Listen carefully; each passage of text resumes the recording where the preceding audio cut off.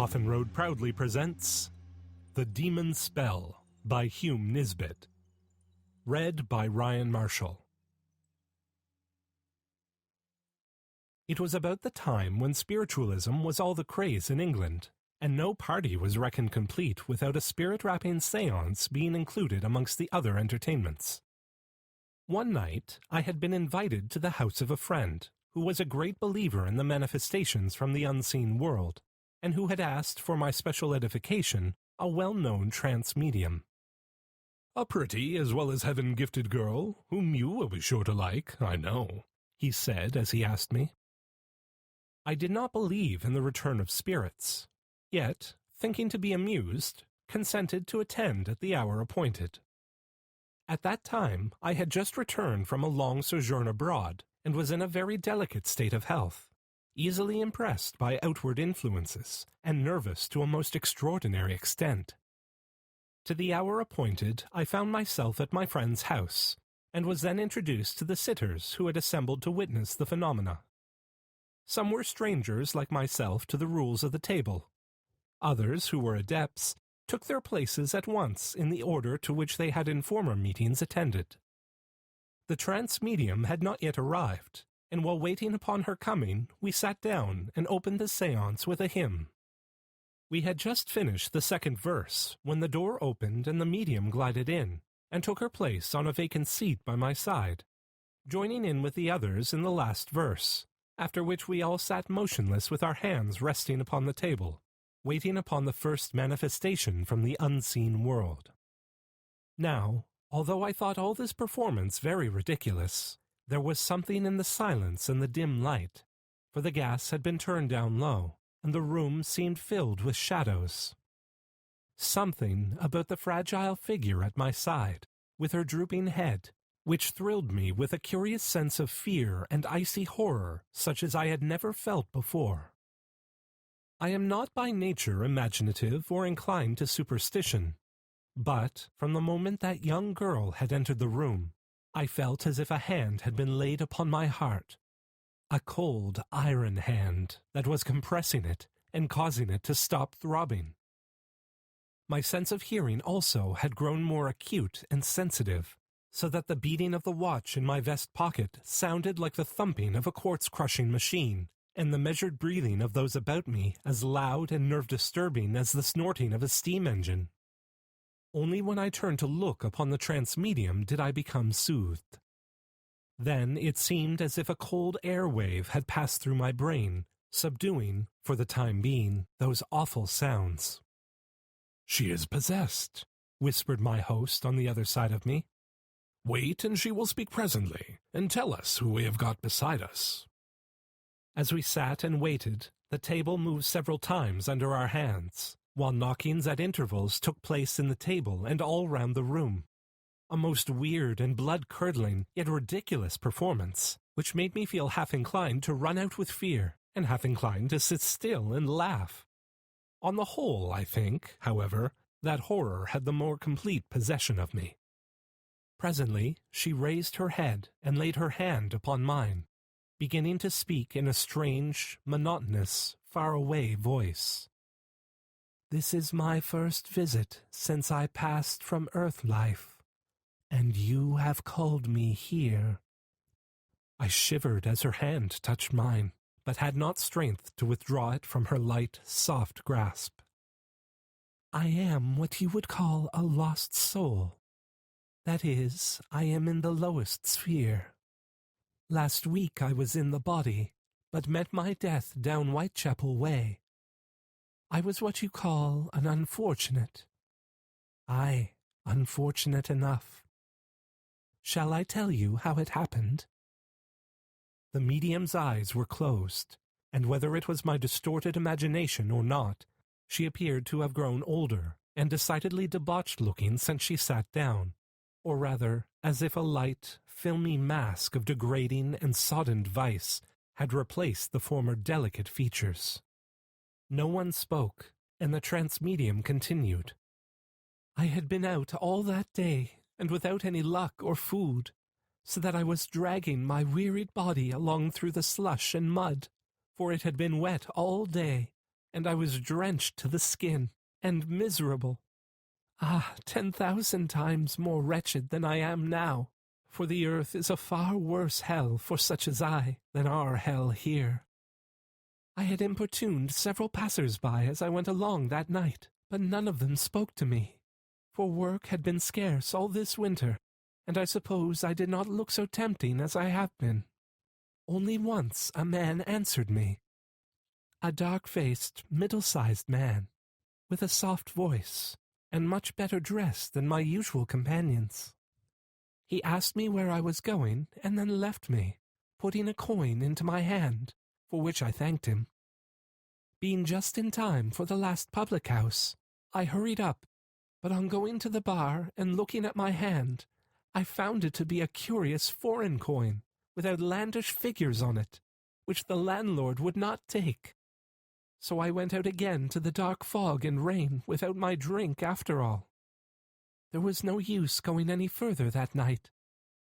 I turned up the court where my lodgings were, intending to go home and get a sleep, since I could get no food, when I felt something touch me softly from behind, like as if someone had caught hold of my shawl. Then I stopped and turned about to see who it was. I was alone, and with no one near me, nothing but fog and the half-light from the court lamp.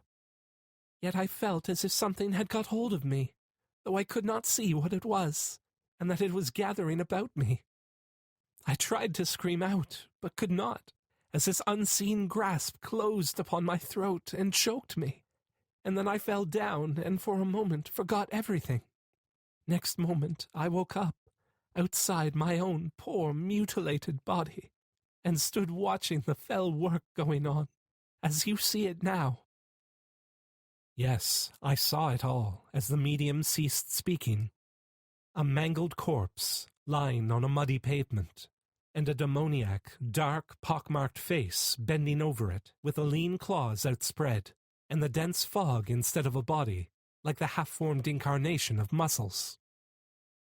That is what did it, and you will know it again, she said. I have come for you to find it. Is he an Englishman? I gasped, as the vision faded away and the room once more became definite. It is neither man nor woman, but it lives as I do. It is with me now, and may be with you tonight. Still, if you will have me instead of it, I can keep it back. Only you must wish for me with all your might. The séance was now becoming too horrible, and by general consent our host turned up the gas. And then I saw for the first time the medium, now relieved from her evil possession. A beautiful girl of about 19, with I think the most glorious brown eyes I had ever before looked into. Do you believe what you have been speaking about? I asked her as we were sitting talking together. What was that? About the murdered woman. I don't know anything at all, only that I have been sitting at the table. I never know what my trances are. Was she speaking the truth? Her dark eyes looked truth, so that I could not doubt her. That night, when I went to my lodgings, I must confess that it was some time before I could make up my mind to go to bed. I was decidedly upset and nervous, and wished that I had never gone to this spirit meeting, making a mental vow, as I threw off my clothes and hastily got into bed, that it was the last unholy gathering I would ever attend. For the first time in my life, I could not put out the gas. I felt as if the room was filled with ghosts, as if this pair of ghastly spectres, the murderer and his victim, had accompanied me home, and were at that moment disputing the possession of me. So instead, I pulled the bedclothes over my head, it being a cold night, and went that fashion off to sleep. 12 o'clock, and the anniversary of the day that Christ was born. Yes, I heard it striking from the street spire, and counted the strokes, slowly tolled out, listening to the echoes from other steeples after this one had ceased, as I lay awake in that gaslit room, feeling as if I was not alone this Christmas morn. Thus, while I was trying to think what had made me wake so suddenly, I seemed to hear a far-off echo cry, "Come to me!" At the same time, the bedclothes were slowly pulled from the bed and left in a confusing mass on the floor. "Is that you, Polly?" I cried, remembering the spirit séance and the name by which the spirit had announced herself when she took possession. 3 distinct knocks resounded on the bedpost at my ear, the signal for yes. "Can you speak to me?" "Yes," an echo rather than a voice replied, while I felt my flesh creeping, yet strove to be brave. "Can I see you?" "No." "Feel you?" Instantly, the feeling of a light, cold hand touched my brow and passed over my face. "In God's name, what do you want?" "To save the girl I was in tonight.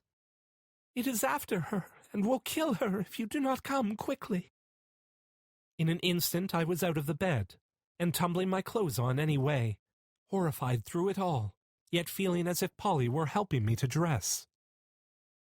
There was a Candian dagger on my table, which I had brought from Ceylon, an old dagger which I had bought for its antiquity and design, and this I snatched up as I left the room, with that light, unseen hand leading me out of the house and along the deserted, snow-covered streets.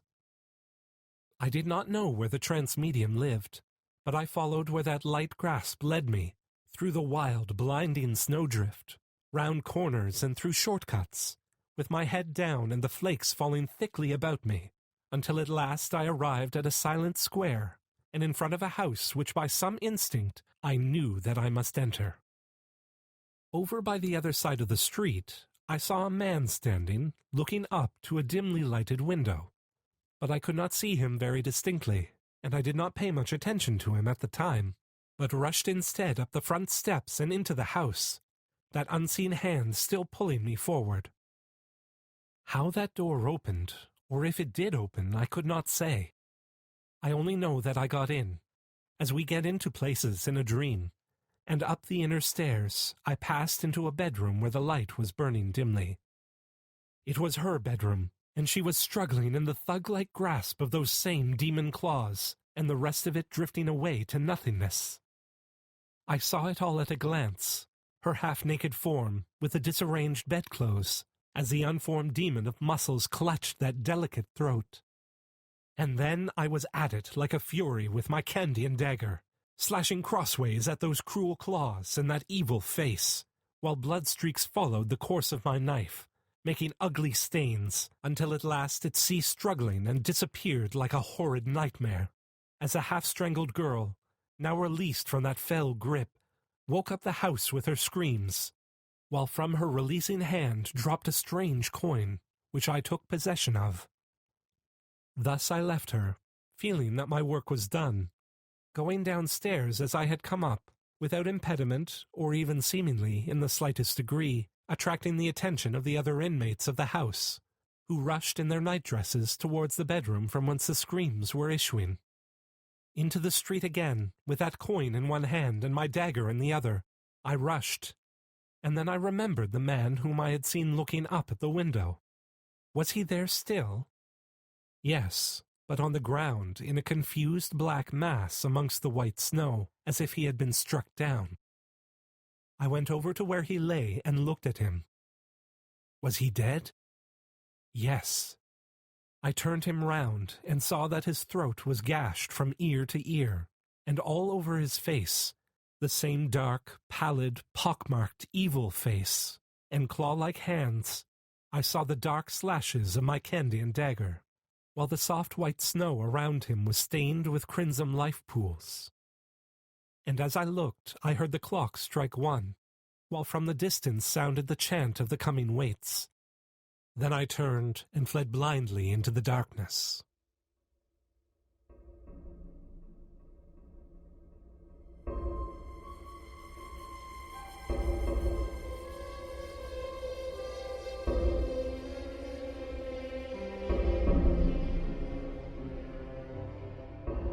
Thank you for listening to this Coffin Road production of The Demon's Spell by Hume Nisbet. Read and produced by Ryan Marshall. Theme music by Andrei Sitkov. Photography by Rhett Wesley.